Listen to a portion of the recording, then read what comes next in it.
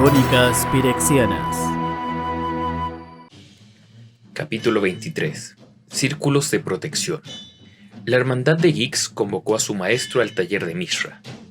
Los sacerdotes lo hicieron solo porque Mishra, el Kadir artífice de los Falaji, iba a desmontar su campamento bien temprano, moviéndose hacia el oeste en caravana a la ciudad de Tomaku.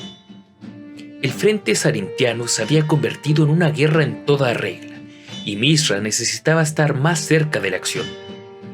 Ya se había sacado toda la mano de obra posible de la ocupada Yotia, y las tropas estaban haciendo el largo viaje hacia el norte y el oeste hasta las orillas arboladas del lago Rono. Los gixianos sabían de estas decisiones, ya que se habían infiltrado en la mayor parte del trabajo diario de los talleres y las fábricas de los alrededores.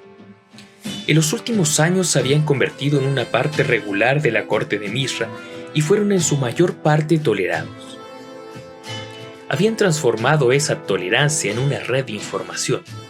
Poco se sabía en la fábrica de Mishra que no llegara a los oídos de los gixianos y a través de ellos a su maestro.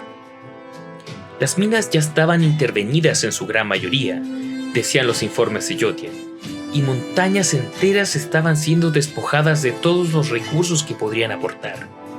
Del mismo modo, el tributo de hombres y suministros de Segon se estaba agotando. El lejano Almaz había comprado su propia protección, compartiendo sus magos místicos de la canción, pero Mishra ahora también dependía de esa nación para obtener hierro y madera. Luego estaba Sarith. Hubo informes del comandante oficial de grandes sierpes dragón que vagaban por los bosques y tropas rápidas que atacaban en emboscada. La misma ciudad de Sarith, resistiendo años de ataques de la nación Yumok del norte, era tan dura de roer como un zapato hecho de hierro y madera de castaño. Hubo otros informes sarintianos. Estos eran de Ashrod y a los gixianos les resultó difícil interceptarlos, aunque no les fue imposible. Estos informes eran amables y de buena conversación, pero nunca dejaban de mencionar los problemas del actual comandante Falaji y la tragedia inevitable que sobrevendría si a la mujer pelirroja no se le daba de inmediato vía libre en los asuntos militares. Mishra se mantuvo firme en su decisión, ni le daba esa orden ni tampoco la hacía volver a su lado, y los gixianos aprobaron ambas decisiones. Y por último estaban los informes del este, desde los pasos a través de la cordillera Kier hasta Argidia y Corlys. Allí la guerra era un lento proceso de molienda, como si dos titanes se lanzaran uno contra el otro. Ursa estaba ocupado, de eso no había ninguna duda, arrancando grandes trozos del paisaje argidiano para alimentar a sus propias máquinas de guerra. La tierra estaba rodeada de torres que aparecían casi cada día. Cada torre contenía protecciones mecánicas. El campamento estaba inundado de rumores de que los argidianos estaban a punto de cruzar las montañas y el desierto para presionar sobre la Yotia ocupada. Mishra se vio obligado a trasladar su corte a Tomaku, más cerca del corazón de su imperio, más cerca del sitio de Sarith y más lejos de la frontera escasamente defendida yotiana. Este último punto era algo malo para la hermandad de Gix. Tal medida alteraría su organización, que se había transformado en una máquina perfecta. Así que se reunieron en sus cuartos, situados al lado del derrame de una de las grandes fundiciones de hierro, y llamaron a su amo. Su canto fue lógico y preciso, sus movimientos prácticos y maquinales. Les habían enseñado cómo hacer un llamamiento a Gix antes de salir de Koilos, y el demonio había dejado instrucciones precisas de cuándo debían invocarlo. Ahora, en la habitación sin ventanas de su pequeño cuartel, los 24 hermanos cantaron las notas adecuadas e hicieron un gesto específico con sus manos, tallando símbolos en el aire. Enseguida el aire se transformó, fundiéndose en un gran pilar de humo negruzco con olor a petróleo hirviendo. Se oyó un ruido de engranajes chocando y por el humo salió su amo, Gix, resplandeciente en su armadura viviente, sus zarcillos serpentinos flexionándose y enrollándose en la parte posterior de su cabeza. «Me han llamado», dijo Gix. «Confío que es por una buena razón». Gix se trasladó invisible en la oscuridad de la noche del desierto. Un paisaje oculto de los cielos por nubes de humo e iluminada desde abajo por la luz de las fundiciones que funcionaban durante todo el día. Los grandes árboles que originalmente habían acunado las fábricas ahora estaban muertos. Su madera cerrada y utilizada para hacer catapultas, arietes, dragones mecánicos y otras máquinas de guerra. Los tocones supervivientes habían sido vaciados y convertidos en cuarteles y fundiciones, recubiertos por láminas de cobre fino. Todavía quedaban seres humanos allí, guerreros y esclavos, pero gran parte del trabajo se llevaba a cabo por autómatas, grandes bestias metálicas ruidosas que pasaban sin pensar de una tarea a otra. No era pirexia, pensó el demonio, pero era un buen comienzo. Sus seguidores habían estado en lo correcto. Una vez que Mishra se trasladara a su centro de mando, sería más difícil de atacar. Además, le tomaría años al artífice humano poder elevar a Tomakul al mismo nivel maravilloso de civilización que había alcanzado en esta región. Ahora era el momento de atacar, pensó el demonio, antes de que perdiera la ventaja. Gix se movió como un espíritu a través de los pasillos vacíos y forjas mecanizadas. Él dejó a sus hijos, los sacerdotes, detrás, después de premiarlos con un toque de los sueños de Pirexia. Yacían en un estupor ahora, soñando con su paraíso mecánico. Gix se movía mejor solo. Si era descubierto, Gix sabía que, con un pensamiento, podría fácilmente volver a Koilos. Había ganado una afinidad con las cavernas del desierto en los últimos años, y simplemente deseándolo podía viajar allí. Necesitaba la ayuda de sus sacerdotes si quería ser convocado en otros lugares, pero podría ir a casa a su antojo. Gix permitió que una sonrisa estrecha cruzara su cara sin labios. Pensaba en Koilos como su casa, no en Pirexia, a la que no podría volver, al menos no sin antes castigar a los intrusos, no sin obtener del intruso su valiosa piedra de poder. Solo hubo un incidente en el camino al taller. Un autómata de una de las fábricas de Mishra cruzó delante de él, detectando algo desconocido. Se detuvo en el lugar, zumbando amenazadoramente. Gix estuvo incierto si la máquina tenía la capacidad tosca de reconocerlo como un extraño, o si trataba simplemente de hacer sonar una alarma como una reacción automática. Con el paso de los años había desarrollado una comprensión de estas máquinas simples, hechas por torpes niños mortales. Gix se acercó mentalmente al artefacto, acariciándolo con palabras suaves, como un humano podría consolar a un animal herido. No importaba si el animal entendía las palabras, sino que entendiera la intención detrás de ellas. El nuevo sacerdocio en Koilos había estado reconstruyendo los antiguos autómatas Suchi, y este era poco diferente de ellos. La máquina se estremeció por un momento cuando la mente de Gix tocó el trozo pequeño de piedra de poder que le servía tanto como corazón como cerebro. El demonio solo cambió algunas pequeñas matrices dentro del propio cristal, pero era suficiente para convencer a ese aparato de mente de plomo que no había nada fuera de lo normal y no había ninguna necesidad de hacer sonar la alarma. El autómata detuvo el zumbido y luego se deslizó fuera de su vista. Gix entró en el taller deslizándose y pasando al lado de los guardias con cara de sueño, que no notaron su paso más de lo que notaban los humos negros que ahora se alzaban en el paisaje circundante. Los pies del demonio no tocaban el suelo mientras flotaba sin esfuerzo hacia las cámaras del ladrón, donde sus secuaces le habían asegurado su presa esperada. De hecho, ahí estaba, tirado hacia atrás en una silla de trabajo ante un gran tablero de pizarra, una tiza todavía apretada en su mano. Los ojos mecánicos de Gix barrieron la habitación. Estaba llena de libros, la mayoría de los cuales estaban cubiertos por una gruesa capa de polvo. En el otro extremo, cerca de un trono de madera pesada, había otro hombre, un guardia Falaji que estaba dormido. Gix asintió con la cabeza. Un ser menos que tendría que matar de inmediato, pensó, y luego se movió hacia el cuerpo inerte y dormido de Mishra. El ser humano se veía casi angelical en el sueño.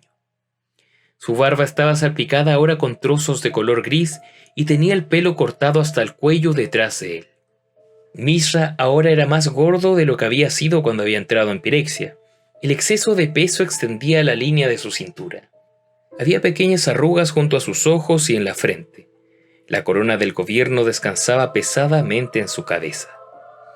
Pero Gix podía sentir un estado de alerta sobre el hombre, incluso en el sueño. Su mente estaba trabajando, soñando con nuevos dispositivos y nuevos planes.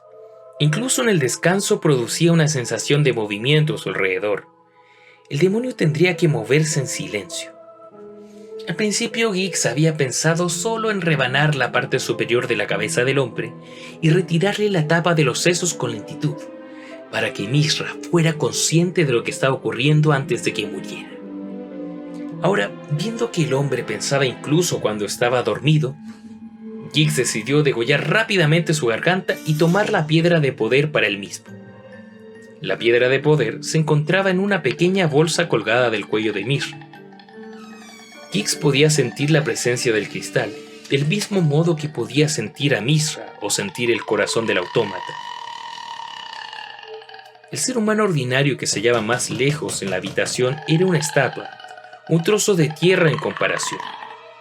Ambos, Mishra y su piedra, irradiaban una sensación de poder que Gix casi podía saborear. El demonio levantó un dedo y una sola garra afilada como una aguja emergió de él. Se inclinó hacia adelante. Planeaba hacer un corte rápido, a lo largo de la base de la línea de la mandíbula de oreja a oreja. Sin embargo, hubo un ruido tan suave que solo Gix pudo oír. Bajo los pliegues de la chaqueta del ser humano, dentro de su bolsa, la gema comenzó a brillar con los colores del arco iris. Volvía a la vida por su propia voluntad. Los colores se derramaban por la abertura arrugada de la bolsa y bañaron a Mishra en su luz. Gix se congeló por un momento y no por su propia voluntad. La piedra era consciente de él, de la misma forma que él era consciente de ella. De alguna manera podría impedirle llevar a cabo su plan. Él llevó la mano hacia adelante y cada centímetro que avanzaba se le hacía más y más difícil, hasta que al final fue como tratar de presionar a través de hierro forjado, sólido e implacable. Gix sacudió la cabeza con perplejidad. No había tenido ninguna información anterior de que la piedra le fuera a ofrecer algún tipo de protección personal a su usuario. Sin embargo, no podía inclinarse hacia adelante y terminar con la vida de este. El demonio entonces cambió su objetivo. Tomaría primero la piedra y luego mataría al humano por su insulto. La joya pareció percibir la intención de Gix y brilló intensamente cuando el demonio se inclinó tratando de llegar hasta la bolsa. Gix retiró su mano y dejó escapar una maldición sibilante. La proximidad de la piedra la había quemado como el ácido, y nubes de humo se levantaban de su mano dañada. A través del cuarto, el otro ser humano se agitó en su sueño. Gix puso la mano quemada bajo el brazo, maldiciendo por el dolor. Gix miró al Mishra dormido y dejó escapar un siseo suave como el maullido de un gato. La piedra ofrecía cierta protección a sí misma y a su portador, por lo menos de criaturas como los pirexianos. Le quemaba mientras se acercaba. No era una quemazón, pensó el demonio. Estaba tratando de reconocerlo y de dominarlo, de mandarlo como había dominado a los dragones mecánicos años anteriores. La piedra, aunque no era un ser pensante, reconoció sus sentimientos y los rechazó por ser peligrosos. Ese rechazo era la quemazón. Gix se sentó en el borde de la mesa de trabajo. La piedra protegía al hombre. La piedra protegía a la piedra mientras estaba en la posesión del hombre. Gix lo pensó por un momento y luego sonrió. La respuesta era simple: cambiar la naturaleza de la piedra o cambiar la naturaleza del hombre. Y tal vez su carácter de protección derivaba justamente de esta división. Estaba buscando a su compañera. Fue el pensamiento de Gix. Tal vez había determinado que de alguna manera Mishra era su otra mitad. Eso explicaría la protección que mantenía a la criatura pirexiana a raya. Si las dos mitades se volvían a unir, todo el cristal podría ser restaurado, y Gix podría llevárselo de vuelta a su tierra natal. ¿Y el hombre? Gix miró al durmiente Mishra. Tal vez se le podría cambiar, alterarlo en algo que sirviera a las órdenes de Gix. Era mejor que viviera como un esclavo que como un ejemplo muerto. Sí, tomaría tiempo, pero Gix tenía tiempo. Mishra estaba separado de sus congéneres por su inteligencia, por su puesto y por su poder. ¿Podría Gix reclutarlo a él y a su hermano, según sea el caso, y llevarlos a su mundo? ¿No sería un castigo más apropiado que solo matarlos? Gix dejó que una sonrisa sin labios se dibujara en su rostro. Sí, hay más maneras de matar a una criatura que solo poniendo fin a su vida. A veces todo lo que uno tiene que hacer es darle lo que quiere. Gix inclinó la cabeza hacia atrás y soltó una breve cadena de sílabas inquietantes. Dentro de su cuerpo se produjeron pequeñas alteraciones, llamando a las máquinas en las cavernas de Koilos. Estas respondieron a su llamada y lo enviaron de nuevo a la calidez y el confort. En un instante se había ido. En el taller de Mishra, Ahar se sacudió y maldijo por haberse dejado llevar. Los preparativos para mudarse a Tomakul lo habían agotado de la misma forma que habían agotado al maestro Mishra. Ahar caminó hacia donde estaba Mishra, quien estaba durmiendo sentado aún en una de sus sillas. Su chaleco había quedado abierto y la bolsa que contenía su talismán, su piedra multicolor, yacía en su camisa. Ahar sonrió y guardó la bolsa de nuevo dentro de la camisa de Mishra, cubriendo al Qadir de los Falaji con una manta. El guardia parpadeó y olfateó el aire. Había un olor presente, una mezcla de carbón humeante y aceite de máquina, probablemente el resultado de un viento que había cambiado de dirección y ahora soplaba sobre un pozo de azufre o algún taller. Ahar negó con la cabeza. Él era uno de los muchos que se alegraría cuando salieran de ese lugar y estuvieran de nuevo bajo el cielo del desierto. Miró las puertas para asegurarse de que estaban cerradas con llave, y luego se retiró a su propia posición y volvió a dormir, soñando con el desierto. En sus habitaciones la hermandad de Gix también soñaba. Sueños enviados por su amo. Había nuevos pedidos, dijeron los sueños. Era necesario que sirvieran en la corte de Mishra más de lo previsto, pero la recompensa sería grandiosa una vez que lo lograran. Esa noche, todos los sueños en el campamento de Mishra fueron agradables.